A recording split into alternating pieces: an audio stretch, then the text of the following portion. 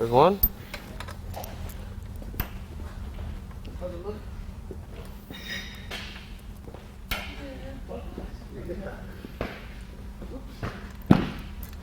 There's two. Keep in mind these all of these bolts have washers on them. So definitely want to make sure you keep track of all your washers, all your bolts, make sure they go in the same spot. Just like that. There you go. And last but not least, half inch top. Spray paint an outline, put it right here. Yeah.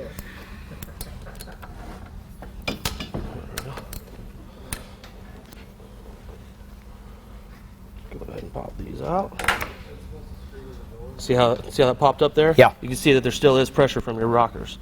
So even though you are on top dead center and your valves are closed, there still is pressure on the push rods and the lifters. Now, how's that going to affect you on the process of putting it back together? Are you going to have to smash down extra hard, or is it just going to be the bolts themselves taking it down into place? When you go back together, we're going to go down with these 4 bolts that we're taking out now, and we're going to go evenly.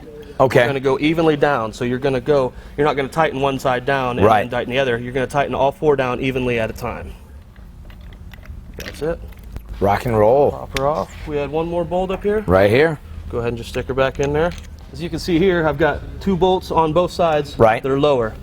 So what we're going to do is we're going to work uphill on both cylinders. Okay. We're going to start with your lower outside, go to your outside upper, then your lower inside, and then your inside upper. Okay. And you're going to go evenly when you disassemble this. If you do take this apart wrong, you can warp the head. We don't want to do that. No. So once again, work uphill on disassembling these torque bolts. Yes. So give me a little hand on the engine there. Yes, nice and torqued. All right.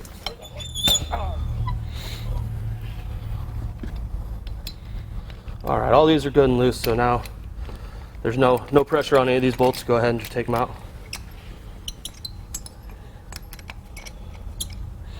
So now when we're putting the engine back together, and of course you're going to go through this during your assembly, you want to go top to bottom of the hill? No. Or still bottom to top? We're still going to go uphill. All right, always uphill. All right, so now we have our torque bolts pulled off, loosened off. We went bottom of the hill to top of the hill. What are we going to do now? Just pull the head? Pops off. So we've loosened up all of our torque bolts. We're just going to pull it and pull the head, correct? Right. That is next. Now you notice, what you're feeling is that you can see the cylinders moving. Right. You've got a connection between the head and the cylinder. Sometimes takes a little effort, a little nudge, little nudge. Yeah. Absolutely.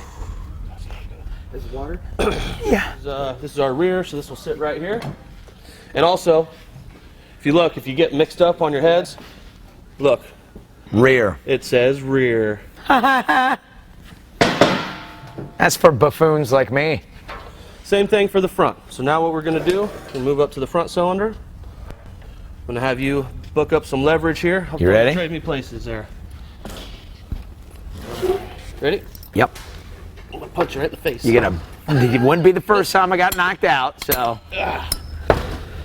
And that's a story we don't want to talk about today. Ready?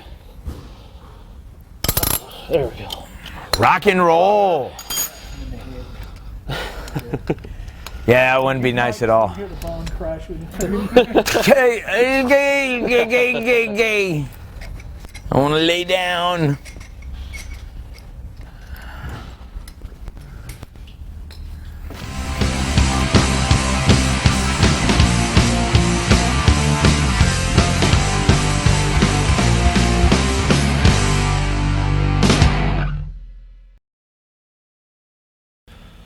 All right, we got the head pulled. We're staring at the cylinder. Where do we go here? Well, we just unloosened the head bolts for this side. We're going to go ahead and pop these bolts out. All right. And pop that head off. Okay.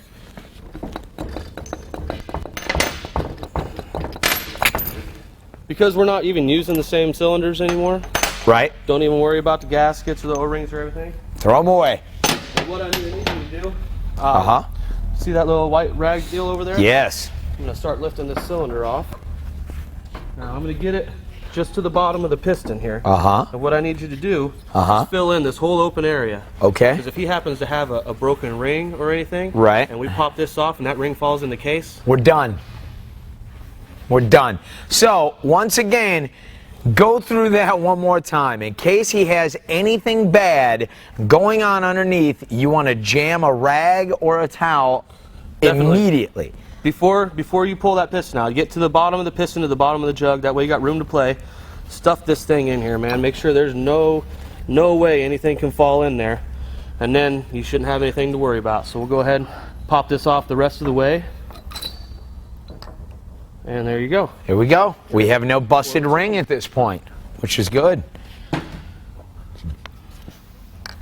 then now we'll do the same thing with the rear here. Go ahead and pop the rest of the cylinder off. And that's it. All right, right now we've got the jugs, we've got the whole top end pulled apart. We've got your little 883 pistons out here showing. We're going to pop these out and make sure his connecting rods are solid and don't have any loose bearings or races or anything going on down there. What we're doing over here is we got a small pin on both sides. You can do this on either side, but since I'm leaving the push rod tubes in, we're obviously going to move from the left side of the motor. Right here's a little pin that we're popping out. It's a little C-clip, sits right inside here. And after that, right there's your connecting pin. Piston pin is also what it's called. After you pop that out, right there's your piston. Slide her back in, one solid piece. What we're going to do here is we're going to take my little punch, my little chisel, whatever you want to call it. It's a little pry tool. Stick it right in a little notch here. It's going to slide right under your ring. Put your thumb in the way because you're going to pop this thing out. It'll poke you in the eye if you don't. Pop that deal out. Just like butter. Sweet. Little pin, slide the connector, the piston pin right through to where it's far enough to pop the piston off. And that's it. We're done with all these. All right, Jay, we've torn down the complete top end. All we have left is the push rod tubes and your lower end. Yep. These connecting rods, what you're going to want to look for before you go start your assembly is you're going to want to make sure that you don't have any up and down play. You're going to have very little on the rear cylinder, very little side play, very little side play. You don't want any up and down movement. All right. Okay? Go ahead and feel that and tell me what you feel. Well, you have just a tad of side play like you said. Yep. But it's good. It's no up and down movement at all. Right. Now your front, the front is going to be a little bit worse on the side play. No, it is a little bit more. Because of the way that it's set up. That's the nature of the beast. But you have no up and down. Any up and down play. So those are great connecting rods. Yeah, then. so you're set. You're good there. Now, we did have a problem when we pulled this top end. Yes, sir. Unfortunately, we had this come out with our torque bolt. Now, Jay, tell us what this is, why this is so bad that this came out. Well, this is your cylinder stud here. The bolt has seized on to the stud here. Right.